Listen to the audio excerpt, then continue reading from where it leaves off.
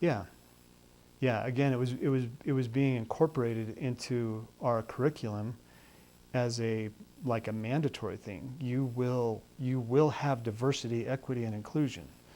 I mean, I, I'm looking at it, it's like I like diversity, I like inclusion, I like equity. So why would I not like the DEI bill? It's because government is now saying all those things you like are now mandatory. It's kind of like governor 2 weeks ago came out and said, hey, we're a charitable contribution state. Therefore, employers now must pay their employees 20 hours of paid leave so they can go do charity. It's like, okay, is that still charity then, if that's the case?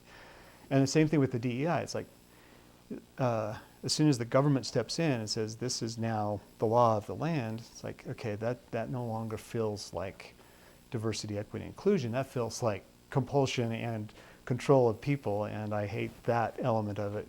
DEI as part of the curriculum was intended to be across the board, pervasive. It will be in math, it will be in shop class, it will be part of your PE class. It's got to be included in these things, and every element of your education has to include some aspect of diversity, equity, inclusion. Our kids are not getting as good of an education as they did 7, 8 years ago. And the question is that deliberate? Are they intentionally trying to,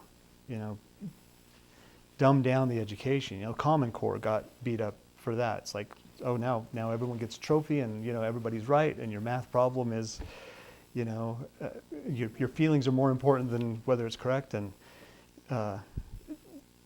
yeah, so DEI, if you're taking time out of the kids' schedule to do that, you're obviously, that's time that could have been used elsewhere.